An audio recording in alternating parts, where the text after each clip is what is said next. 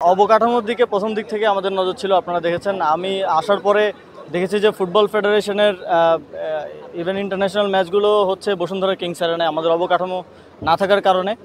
তো আমরা ঢাকা স্টেডিয়াম খুব দ্রুত সময়ের মধ্যে আমরা কাজ শেষ করেছি এবং চট্টগ্রামে একটা স্টেডিয়াম, নীলফামারীতে একটা স্টেডিয়াম এবং এর বাইরেও আরও কোন কোন স্টেডিয়াম ডেডিকেটেডলি বাফুফেকে দেওয়া যায়, যাতে করে ইনফ্রাস্ট্রাকচারের জন্য ফুটবল কোনোভাবেই দমে না যায়, আটকে না থাকে।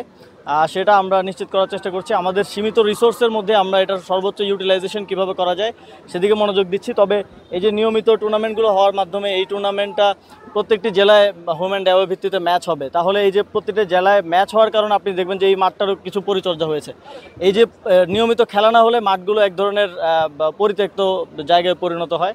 তো নিয়মিত খেলাধুলার মাধ্যমে রুটিন যেই ক্যালেন্ডার আছে যুবক্রীড়া মন্ত্রণালয়ের, বাফুফের, বিসিবির এবং অন্যান্য ফেডারেশনগুলো সেই ক্যালেন্ডার ফলো করার মাধ্যমে আমি মনে করি যে আমাদের যেই সীমিত রিসোর্স আছে সেটা সর্বোচ্চ ইউটিলাইজেশন হবে।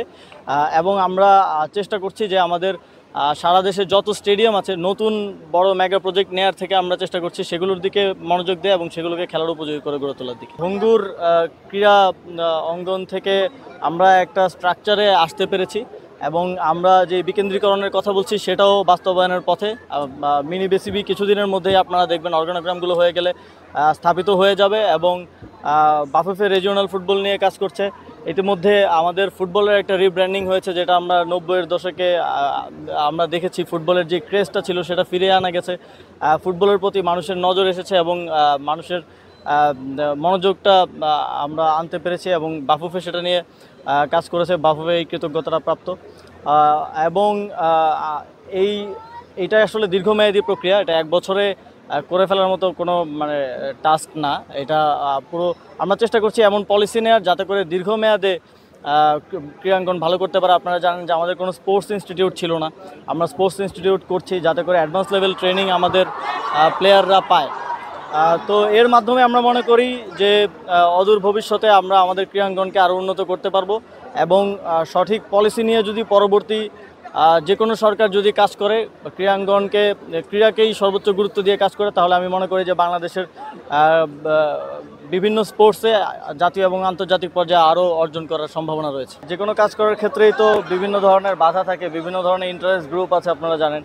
কিন্তু আমরা অন্তর্বর্তীকালীন সরকারের ক্ষেত্রে আমি বলবো যে আমরা ছোটোখাটো ঝামেলা থাকলেও আমরা সকল পক্ষ থেকেই যথেষ্ট সহযোগিতা পেয়েছি এবং যে কারণে আমরা খুব স্বল্প সময়ের মধ্যেই অনেকগুলো কাজ বাস্তবায়ন করতে সক্ষম হয়েছি এবং এই সহযোগিতা যদি অব্যাহত থাকে তাহলে সামনের দিনেও আরও ভালো ভালো কাজ আপনারা দেখতে পাবেন। গত বছর 5 অগস্টের পরে বাংলাদেশের একটা বড় পরিবর্তন এসেছে।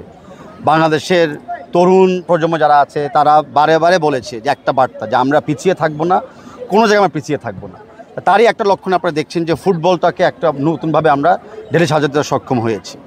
আজকে তারুণ্য উৎসবের আন্ডারে, ব্যানারে বা যাই বলেন, বাংলাদেশ ফুটবল ফেডারেশনের নবনির্বাচিত কমিটির উদ্যোগে আবার কিন্তু inter district home and away national চ্যাম্পিয়নশিপটা শুরু হতে যাচ্ছে।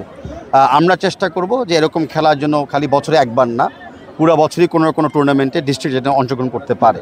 এর আগে আপনারা দেখেছেন আমরা অনূর্ধ্ব 15 ছেলেদের শুরু করে দিয়েছি, জেএফএ কাপের আন্ডারে অনূর্ধ্ব 14 মেয়েদেরটা শুরু করে দিয়েছি, অ্যান্ড আগামীতে অনূর্ধ্ব 17 ছেলেদেরটা শুরু করবো। সো ডিস্ট্রিক্টে খেলা যেন আমরা দিতে পারি সেটাও আমাদের সবচেয়ে বড় লক্ষ্য।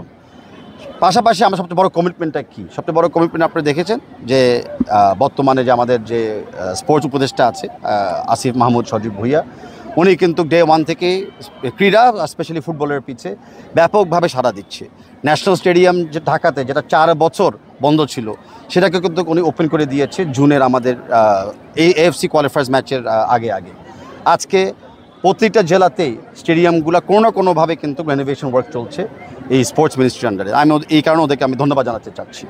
আর বাংলা জাতীয়বাদী দলের ভারপ্রাপ্ত চেয়ারম্যান তারেক রহমান সাহেব একটা বার্তা পরিষ্কারভাবে দিয়েছে যে আমাদের রাজনীতিক কমিটমেন্ট হলো যে ক্রীড়াটাকে আমরা একদম স্কুল কারিকুলাম আমরা মিশিয়ে দিব, যেন ক্রীড়াটাকে, ফুটবলটাকে আমরা খালি খেলা হিসাবে না, শারীরিক চর্চা, মানসিক হেলথটাকে আরেকটু বাস্তবায়ন করা এবং হারমোনি আনার জন্য দেশে আমরা ফুটবলটাকে এগিয়ে নিতে চাচ্ছি। তো বিএনপিরও কমিটমেন্ট রয়েছে এই জায়গাতে। আমরা খালি একদিকে নজর রাখতে চাচ্ছি না, আমরা চাচ্ছি যে এইসব জেলা ইন্টার ডিস্ট্রিক্ট ফুটবল থেকে জেলাতেও লিগগুলি আরও শক্তিশালী হবে, আলটিমেটলি আমাদের ডোমেস্টিক লিগটা শক্তিশালী হবে এই লিগগুলো থেকে যেন ইন্টারন্যাশনালি কিছু না কিছু প্লেয়ার বাইরে খেলার চান্স পায়, এগুলো হলো অল আমাদের সুচেষ্টা থাকবে।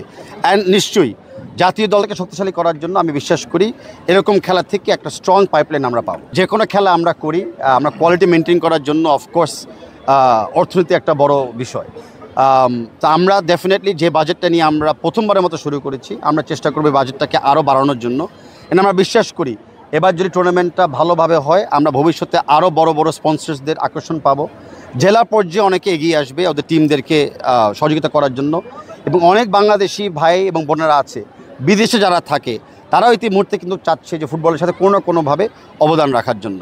তো আমি বিশ্বাস করি আমাদের ফাইন্যান্সটা অত বড় বিষয় না, বিষয়টা হলো আমরা সৎভাবে ভালোভাবে একটা ভালো খেলার মান ধরে রাখতে পারি কিনা। সেটা আমি করতে পারি, অফকোর্স আমরা তখন নিজেকে নিজে সাকসেসফুল মনে করি।